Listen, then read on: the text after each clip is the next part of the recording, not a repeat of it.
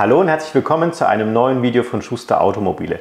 In diesem Video dreht sich mal wieder alles um unseren Ottocast Play-to-Video-Adapter, den wir euch kürzlich in einem Video vorgestellt hatten. Das war ein Wireless-Gerät, das sozusagen euer kabelgebundenes Android Auto und Apple CarPlay-System komplett kabellos macht. Das Video kam wirklich hervorragend bei euch an. Vielen Dank schon mal dafür und wir haben extrem viel positives Feedback von euch bekommen. Aber gerade in dieser Masse von Zuschauern gab es natürlich auch wieder mal einzelne Fälle, bei denen es eben nicht ganz so gut geklappt hat, wie zum Beispiel im Video gezeigt. Zum Beispiel in Kombination mit bestimmten Android-Handys und dem Mazda Multi-Commander, also alle Fahrzeuge, die kein Touch-Display hatten. Da war die Bedienung teilweise nicht ganz so intuitiv, wie man es eben von dem Originalsystem gewöhnt war. Dann hatten wir noch die Rückmeldung bekommen, dass beim YouTube-Schauen, gerade wenn man zum Beispiel sich irgendwelche Musikdienste rausgesucht hat oder wirklich längere Videos, dass es teilweise zu Unterbrechungen kam, das Video dann nicht mehr gestartet hatte. Und es gab noch ein paar andere Kleinigkeiten. Und das Ganze haben wir jetzt wirklich geballt für euch gesammelt, haben das an den Hersteller weitergegeben mit der Bitte, doch hier diese Probleme zu lösen. Und vor einigen Tagen habe ich nun das Update erhalten. Und ich möchte euch gerne in diesem Video zeigen, wie ihr diese Updates einspielen könnt. Denn das ist wirklich sehr, sehr einfach möglich. Und ich glaube, damit habt ihr noch wesentlich mehr Freude mit eurem Gerät. Und deswegen hätte ich gesagt, legen wir gleich los und ich zeige dir, was ihr machen müsst, damit das Ganze auch funktioniert. Ich sitze bereits an meinem PC, den brauche ich natürlich, um die ganzen Dateien herunterzuladen. Und ich habe außerdem einen USB-Stick vorbereitet. Der hier hat jetzt 16 GB, maximal 32 GB sind möglich. Größere USB-Sticks kann diese Box leider nicht lesen. Und es ist auch ganz wichtig, dass hier auf diesem USB-Stick ein Dateiordnungssystem mit drauf ist. Das nennt sich FAT32. Das ist bei allen USB-Sticks im Regelfall bis 32 GB sowieso oben drauf. Da müsst ihr nichts beachten. Aber grundsätzlich ist es auch nochmal wichtig, wenn der Stick bei euch nicht funktioniert, solltet ihr hier mal schauen, ob das wirklich bei diesem Stick vorhanden ist. Wenn ihr nicht wisst, wie das funktioniert, wir haben schon mal ein Video hochgeladen zu diesem Thema. Das findet ihr hier oben. Das ist ein bisschen anders beschrieben, aber da wird wirklich erklärt, wie ihr solche Sticks entsprechend auch formatieren könnt in dem richtigen Dateiordnungsformat. So, dann habe ich euch auch natürlich schon mal 2 Internetseiten vorbereitet, die wir heute für den Download brauchen. Ihr braucht das nicht mühsam abtippen, sondern geht einfach in die Videobeschreibung, da habe ich euch die verlinkt. Das ist, glaube ich, am einfachsten für euch. Wir starten zunächst mal mit dem Download der Firmware. Das ist sozusagen das Betriebssystem, müsst ihr euch das ungefähr vorstellen, von der Box. Und dazu habe ich schon eine Internetseite vom Hersteller selber aufgerufen, die heißt ottocast.vip. Und ihr müsst jetzt hier erstmal eure Box aussuchen. Wir haben ja jetzt hier in diesem Video die Play-to-Video-Box. Deswegen müssen wir zunächst ein wenig runterscrollen. Die ist ziemlich weit unten. Hier seht ihr sie schon, Play-to-Video. Dann klickt ihr einfach hier auf das Foto. Dann geht es einen Schritt weiter. Hier habt ihr jetzt verschiedenste Möglichkeiten. Ihr könntet euch hier auch noch die Anleitungen herunterladen. Es gibt auch einige häufig gestellte Fragen oder YouTube-Videos, wie man bestimmte Dinge macht. Und wir brauchen jetzt heute aber Firmware-Files. Unter diesem Punkt habt ihr schon mal verschiedenste Firmwares, die bereits veröffentlicht wurden. Es ist allerdings die Firmware, die meistens bei der Auslieferung vorhanden war, hier nicht zu sehen. Die meisten Boxen wurden mit einer Firmware von ca. September oder vom Juli ausgeliefert, je nachdem, wann ihr die Box bekommen habt. Die ist jetzt hier tatsächlich nicht zu sehen. Die neueste Firmware ist von 2023, November 17, das heißt am 17.11. wurde die also veröffentlicht. Hier klickt ihr einfach auf den kleinen Pfeil oder auf den Namen und dann öffnet sich das Ganze. Und wir brauchen jetzt hier oben eigentlich nur diesen Link Update. Das ist ein bisschen versteckt, drückt da einfach mit der Maus drauf. Dann kommt ihr zu einem sogenannten Google Drive. Das heißt, hier hat der Hersteller von der Box euch eine Datei zur Verfügung gestellt. Der Name der Datei heißt update.zip. Dann drückt ihr hier einfach auf weitere Aktionen und sagt hier herunterladen. Es dauert einen kleinen Moment, die Datei ist relativ groß. Bei den meisten PCs kommt jetzt nochmal eine Sicherheitsmeldung, dass hier diese Datei aktuell nicht auf Viren untersucht werden konnte. Das kann dann euer Virenscanner übernehmen. Aber grundsätzlich solltet ihr hier erstmal auf trotzdem herunterladen drücken. Ihr seht schon, das waren um die 800 MB hier bei diesem Download. Und je nach Internetgeschwindigkeit kann das natürlich eine Zeit lang dauern. Ich warte das Ganze jetzt mal ab und sobald es fertig ist, erkläre ich euch, was ihr damit machen müsst. So, der Download ist nun abgeschlossen. Ich kann jetzt hier mit diesem Symbol direkt in den Ordner gehen, in dem sich das befindet. Das ist bei Windows normalerweise der Ordner Downloads. Da gehe ich direkt mal rein. So, da seht ihr schon, die Datei heißt also update.zip. Wir müssen jetzt nicht in diese ZIP-Datei, das ist eine gepackte Datei, und diese einzelnen Dateien hier auf den USB-Stick kopieren. Nein, ihr geht einfach hier auf Kopieren bitte. Sucht den USB-Stick raus. Ich muss ihn natürlich erstmal reinstecken, damit es auch funktioniert. So. Bei mir ist das jetzt hier der Laufwerksbuchstabe D. Das kann bei euch aber auch ein ganz anderer Laufwerksbuchstabe sein, je nachdem wie euer PC ausgestattet ist. Wenn ihr euch nicht sicher seid, ob das der richtige Stick ist oder nicht, dann könnt ihr diesen Stick einfach nochmal abstecken. Beobachtet bitte, ob der Laufwerksbuchstabe nun verschwindet und steckt das Ganze wieder rein.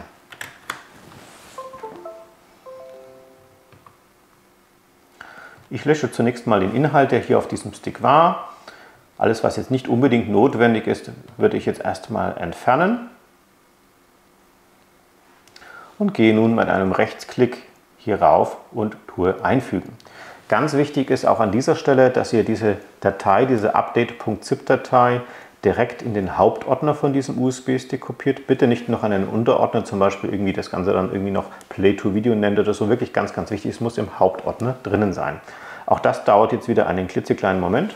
So, das Ganze ist nun abgeschlossen. Als nächstes kümmern wir uns um das Thema YouTube. Hier habe ich extra nochmal eine Datei zugesendet bekommen, die tatsächlich genau das beheben soll, was ich vorhin beschrieben habe. Und auch das ist wieder auf einem Google Drive. Den Link, wie gesagt, unten in der Videobeschreibung. Einfach draufklicken. Ich habe es hier schon mal aufgerufen. Und auch hier habt ihr dann die Möglichkeit, einfach auf Download zu gehen. Das mache ich gleich auch nochmal. Die Datei ist zu groß und konnte nicht auf Viren geprüft werden. Ist die gleiche Mitteilung, schaut nur ein bisschen anders aus. Ihr geht hier wieder auf Herunterladen. Das Ganze sind so ca. 139 Megabyte. Wird also sicherlich auch wieder ein paar Sekunden dauern. Und auch hier ist es nun fertig. Ich gehe wieder hier auf den Download, drücke auf das Ordnersymbol, schnappe mir diese Datei mit einem Rechtsklick auf Kopieren, gehe wieder auf meinen USB-Stick, bei mir eben der Laufwerksbuchstabe D. Ihr nehmt dann das, was bei euch gültig ist, und füge diese Datei direkt hier in diesem Stammordner mit ein. Auch hier keine weiteren Unterordner anlegen. Es ist am einfachsten, wenn ihr es hier direkt auf den USB-Stick drauf kopiert. Ja, und wenn das Ganze abgeschlossen ist, dann sind wir eigentlich auch am PC schon komplett fertig. Ihr schnappt euch eure Play-to-Video-Box, wenn sie nicht sowieso schon im Auto drin steckt. Nehmt euch euren USB-Stick, den wir gerade gespielt haben, und dann hätte ich gesagt, treffen wir uns gleich wieder im Auto.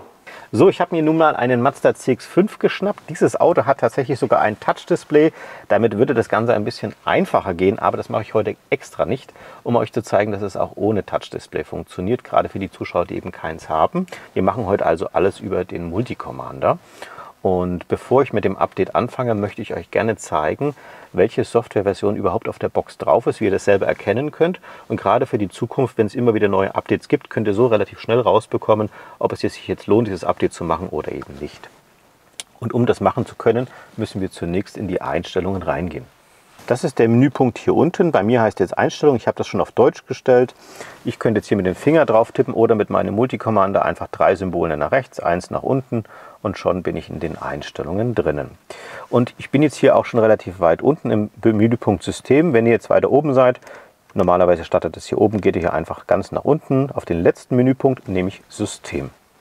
Da gehe ich jetzt direkt mal drauf und auch hier scrollt ihr bitte ein ganzes Stückchen nach unten, und zwar kommt hier der Menüpunkt über das Tablet. Da drückt ihr bitte drauf und hier seht ihr nun verschiedenste Informationen zum Thema Software.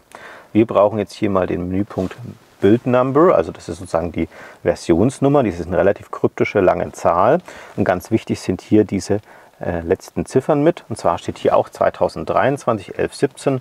Bei euch wird da wahrscheinlich irgendwas mit 09 oder 07 stehen. Und das ist eben dann der Softwarestand, der hier auf dieser Box schon vorhanden ist. Ich habe jetzt bei dieser Box natürlich schon die neueste Softwareversion drauf, ist aber überhaupt kein Thema. Wir können die immer wieder aufspielen, auch in ältere Versionen zurückspielen. Das ist das Schöne bei der Box, dass man hier also nicht eingeschränkt ist. Und so kann ich euch das wirklich sehr, sehr gut zeigen. Im nächsten Schritt macht ihr einfach Folgendes. Ihr geht wieder hier auf unseren Home-Bildschirm. Das heißt, ich drücke jetzt hier einfach auf das Häuschen drauf. Dann nehme ich mir den USB-Stick, den wir schon vorbereitet haben, und stecke den USB-Stick hier einfach in den USB-A-Anschluss von dieser Box an. Jetzt heißt es eigentlich nur ein paar Sekunden warten. Dann kommt jetzt hier der Media Player. Den können wir jetzt eigentlich direkt lassen. Und dann, ihr habt schon gesehen, es geht wirklich sehr schnell, kommt hier die Mitteilung, Firmware Update gefunden. Ganz, ganz wichtig hier bei diesem Firmware Update ist es, dass ihr hier diesen Haken setzt. Das geht jetzt wirklich mit dem Touch sehr, sehr einfach oder mit der Tastatur. Aber wir haben jetzt hier den USB-Stick dran, das heißt, wir können die Tastatur im Moment sowieso nicht benutzen. Ihr müsst also einfach mit eurem Multi-Commander hier nach unten hüpfen oder drehen. Das ist immer ein bisschen knifflig. Na, jetzt habe ich es übersprungen. Dann drückt ihr hier bitte auf diese Zeile drauf und dann geht ihr auf Install. Das mache ich jetzt mal. So, jetzt prüft er also gerade das Paket, also die Datei, die ZIP-Datei. Und jetzt dauert es tatsächlich einen kleinen Moment, in dem ihr erstmal nichts seht. Wir könnten jetzt hier mal auf die Box schauen und ihr seht schon, im Moment blinkt die Box hier rot. Jetzt kommt ein bisschen grün, wird wahrscheinlich gerade der USB-Stick gelesen. Das dauert wirklich eine ganze Weile. Ihr habt ja schon gesehen, die Datei war ein bisschen größer. Wir warten das jetzt mal ab und dann sollte die Box eigentlich auch komplett wieder von neu hochfahren.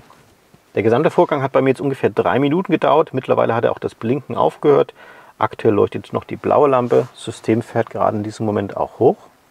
Er muss jetzt natürlich erstmal die richtige Auflösung wieder von dem Bildschirm hier erkennen. Wahrscheinlich wird er dann gleich auch nochmal neu starten.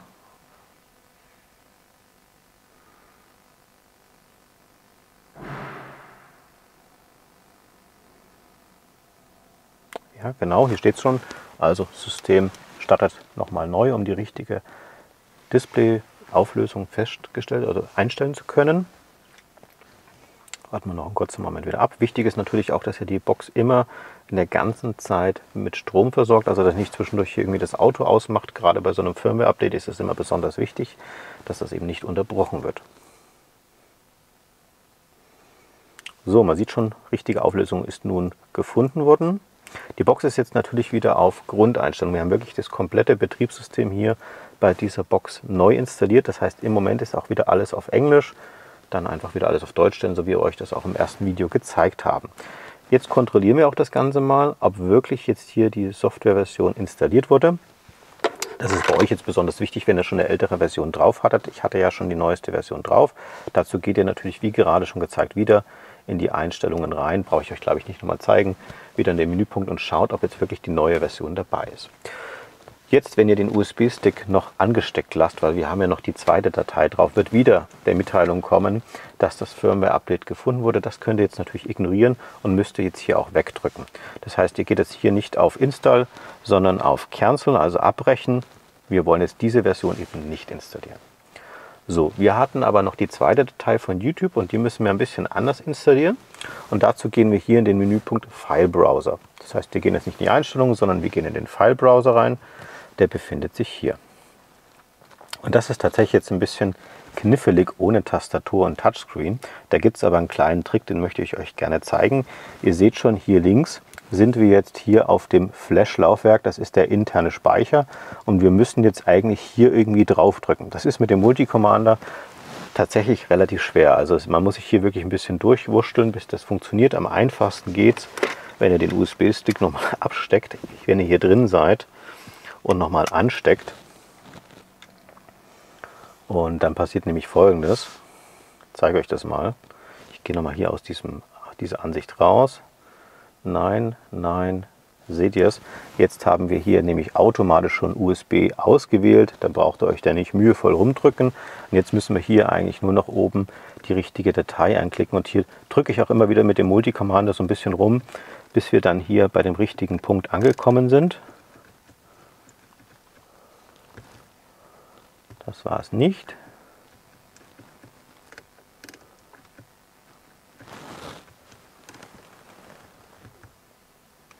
So, ich habe die Datei jetzt angedrückt.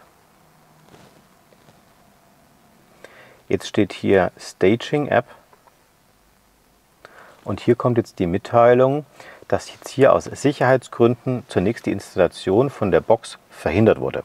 Jetzt ist ja diese Datei auch wirklich für diese Box gebaut worden. Das heißt, wir werden jetzt nun diese Sicherheitseinstellung beheben. Das heißt, wir gehen hier rechts auf Settings, also Einstellungen.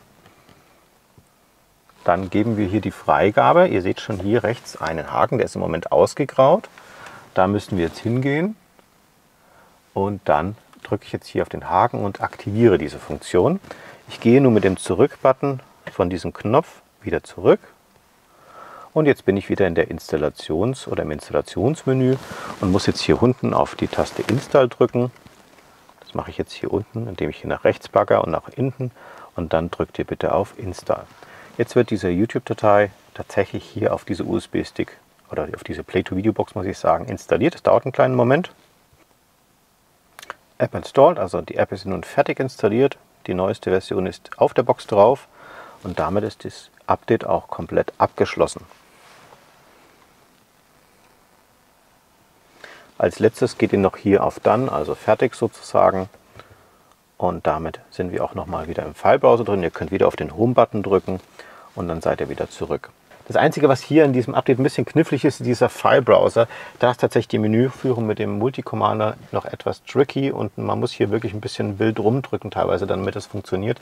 Marcel war gerade sehr stark hier auf das Display fokussiert, deswegen habt ihr das gar nicht so sehr gesehen. Ich gehe da extra nochmal für euch rein und zeige euch, wie ihr da so ein bisschen euch behelfen könnt. Der einen Trick mit dem USB-Stick rein und rausstecken habe ich euch ja schon gezeigt. Und wie kommt ihr jetzt hier runter? Das Blöde ist, dass man hier irgendwie so keinerlei gestrichelte oder schattierte Linien sieht. Und ich mache das immer so, ich bagger jetzt hier einfach nach unten. Ihr seht schon, da rechts ist so eine Scrollleiste. Und das ist hier so, dass wir 1, 2, 3, 4, 5, 6 Menüebenen haben. Also könnt ihr einfach 6 Mal nach unten scrollen. Dann drückt ihr einfach drauf und zack, habt ihr schon diese Datei gestartet. Und so merke ich mir das so ein bisschen. Das ist so ein kleiner Trick. 6 Mal nach unten wippen mit dem Joystick, wenn da 6 Dateien drauf sind und dann zack, installieren und dann ist das Ganze auch schon erledigt. Also wie gesagt, mit ein bisschen Übung, das muss man ja nicht so häufig machen, dann klappt das auch. Ich habe das Ganze auch schon an den Hersteller gemeldet, dass er das bitte noch mal ein bisschen optimieren soll, damit es wirklich in Zukunft auch besser funktioniert bei den Mazdas. Und ich denke, wenn die genauso schnell reagieren, wie sie es bei den Updates vorher gemacht haben, dann wird es bald auch wieder hier ein Update dafür geben. Ja, würde mich freuen, wenn es bei euch jetzt natürlich auch gut funktioniert, genauso wie im Video. Habt ihr noch irgendwelche Fragen zu dem Update, schreibt es wie immer in die Kommentare rein. Wenn euch das Video gefallen hat, lasst wie immer einen Daumen nach oben da, das freut uns natürlich sehr. Denkt auf jeden Fall dran, unseren Kanal zu abonnieren, das ist natürlich komplett kostenlos für euch. Und wenn ihr die Glocke drückt, kriegt ihr immer eine Info, wenn wir ein neues Video hochgeladen haben. Ansonsten danke ich wie immer fürs Zuschauen und wir sehen uns wieder beim nächsten Video.